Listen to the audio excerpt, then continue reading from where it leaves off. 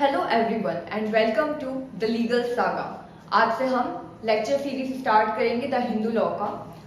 तो today is our first lecture जिसमें हम तीन चीजों के बारे में डिस्कस करेंगे। The first is sources of Hindu law, the second is the school of Hindu law and the third is who is Hindu, the applicability of this law.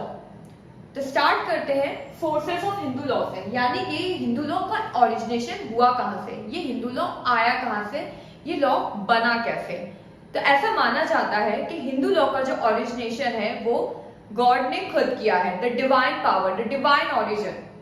तो इनके बेसिस में हिंदू लॉ के सोर्सेस को दो पार्ट में डिवाइड कर दिया गया है। One is the ancient law and another one is the modern source. Ancient source में हम डिस्कस करेंगे कि डिवाइन लॉ से किस तरीके से इसको पब्लिक को इन्फॉर्म किया गया, पब्लिक को इस लॉ के बारे में पता चलता गया। तो इसके बेसिस में एंशिएंट सोर्सेस को चार पार्ट में डिवाइड कर दिया गया है। The first is the Shruti, second is Smriti, third is commentaries and digest and the fourth one is the custom. Coming to Shruti, तो श्रुति का मतलब होता है something which you have heard, जो आपने सुना है।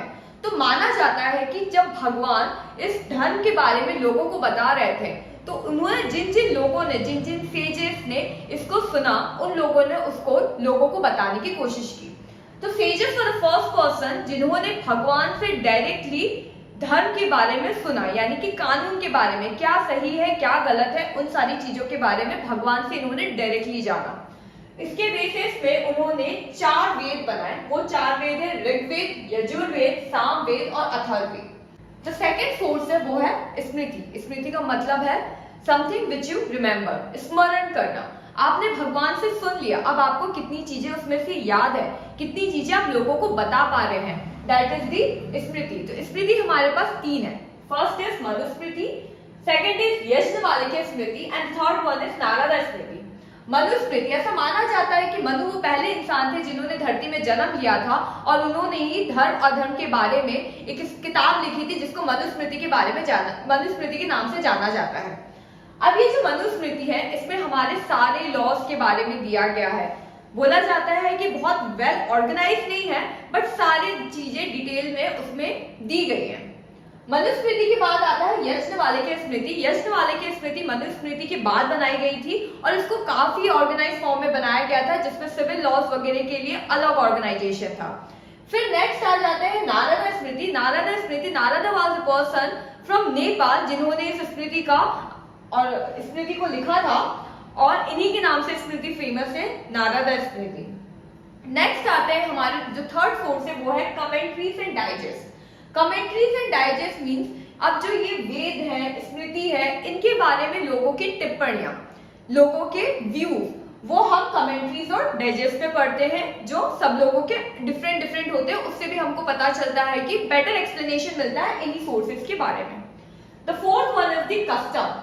कस्टम तीन तरीके के होते हैं, the local custom, family custom and the caste and community custom. Local custom जो भी लोकल ट्राइब के बेसिक कस्टम्स होते हैं वो लोकल कस्टम में आ जाते हैं। फैमिली कस्टम, हर घर के कुछ अलग कानून होते हैं, वो फैमिली कस्टम्स माने जाते हैं। And the last one is the caste and community custom. Caste and community, आप जिस भी कास्ट को फॉलो करते हैं उनके कुछ बेसिक रूल्स एंड रेगुलेशन होते हैं जो आपको फॉलो करने होते हैं और वो बहुत लॉन्ग टाइम से फॉलो होते हैं, that is the caste and community custom.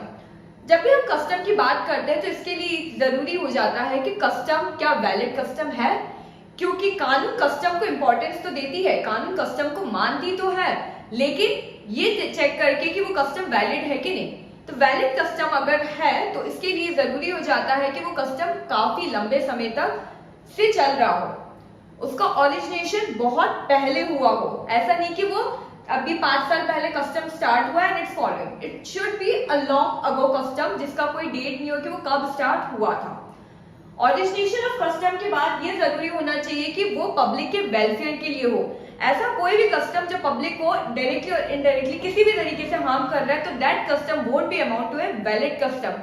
For example, हमारे इंडिया में एक जमाने में सती प्रथा था but that was not for the welfare of the people, so उस प्रथा को बंद कराया गया, उसको बैन कराया गया। That custom was not term to be a valid custom.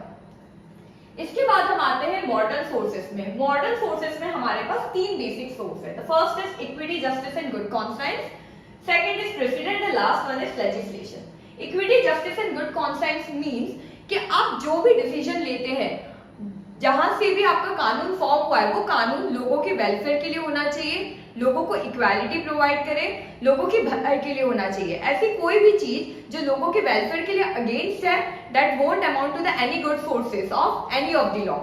The second is the precedent. Precedent means जो भी हायर अथॉरिटी है, उन्होंने जो जजमेंट्स दिए हैं, वो जजमेंट्स को आप लोअर कोर्ट्स जो फॉलो करते हैं, that is termed as precedent. For example, अगर कोई डिसीजन सुप्रीम कोर्ट ने दिया है, that decision can be followed by the lower court, that is the high court, or either of the district court, that will termed as the precedent. And the last one is legislation. Legislation means the laws which are formed in the parliament, that is termed as the legislation. These are the few sources of Hindu law. After sources of Hindu law, the next topic is schools of Hindu law. Hindu law के दो main school है। एक first school जो है वो है Mitakshara, whereas the second school is Dayabhaga school. Mitakshara school की अगर बात करें तो Mitakshara school all over India में एप्लीकेबल है except the states of Bengal, where Dayabhaga school सिर्फ और सिर्फ बंगाल और असम के कुछ क्षेत्रों में एप्लीकेबल है। मिताक्षरा स्कूल जो है और दयाभागा स्कूल दोनों में काफी डिफरेंस है। मिताक्षरा स्कूल इनहेरिटेंस राइट की अगर बात करते हैं तो मिताक्षरा स्कूल में ऐसा माना जाता है from the day the male child is born in the family, उसका उस प्रॉपर्टी में हिस्सा हो जाता है। Whereas दयाभागा स्कूल, यहाँ पे आपको प्रॉपर्टी का शेयर, मेल चाइल्ड को प्रॉपर्टी का share after the death of the father या after the death of the person ही मिलता है।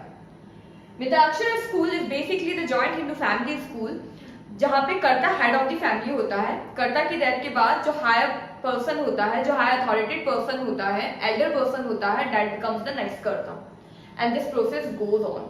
यहाँ पे आप प्रॉपर्टी को ट्रांसफर नहीं कर सकते किसी थर्ड पार्टी को, whereas दयाभागा स्कूल में प्रॉपर्टी का डिवीजन हो जाता है, उसके बाद आप उस प्रॉपर्टी को ट्रांसफर भी कर सकते हैं। दयाभागा स्कूल और मिताक्षरा स्कूल में एक मेन और डिफरेंस है। मिताक्षरा स्कूल में वुमेन्स को इनहेरिटेंस राइट नहीं है, जबकि दयाभागा स्कूल में वुमेन्स को भी इनहेरिटेंस राइट है। दो after the amendments in law, Mitakshara school में भी वुमेन को अब राइट मिलना स्टार्ट हो गया है फादर की प्रॉपर्टी में। मिताक्षरा स्कूल्स के कुछ सब स्कूल्स है, basically depending upon the area जहाँ पे ये लॉ एप्लीकेबल है। वो स्कूल्स है Dravidian school which is also known as Madras school, next is Maharashtra school which is famously known as the Bombay school, the third one is the Banaras school, the fourth is the Mithila school and the last one is the Punjab school.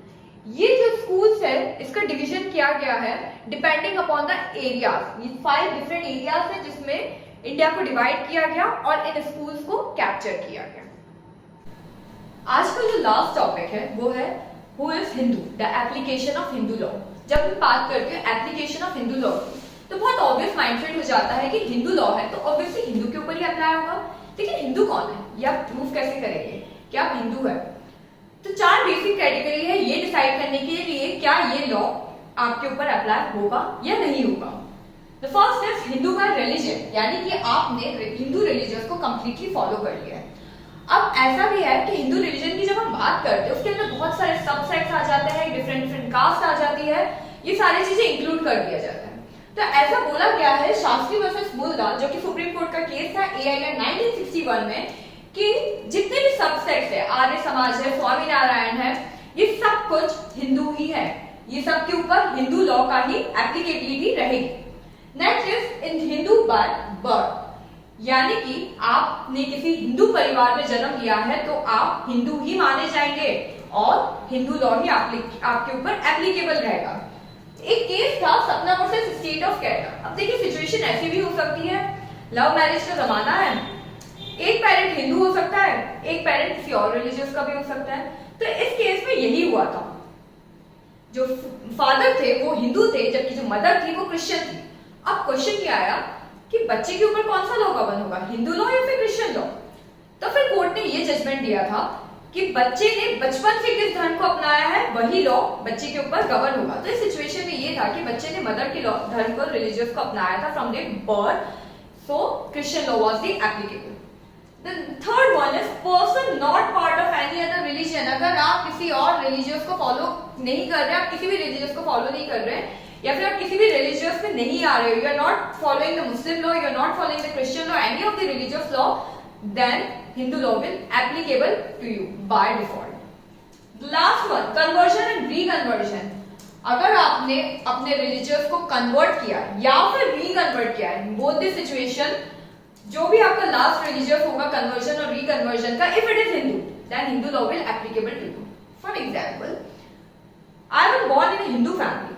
अब कुछ time के बाद if I am converting my self into the Christian religion, after few years मुझे फिर से अपने आप को कन्वर्ट करना है हिंदू रिलीजन में. That will be an amount to reconversion and Hindu law will be applicable over me.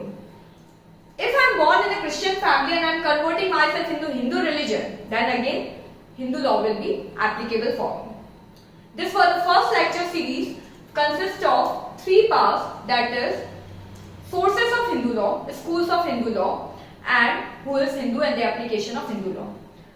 Next lecture we will discuss about the Hindu Marriage Act, where the first part of the lecture will consist of marriage and the second part will talk about the separation, judicial separation and the divorce. Thank you.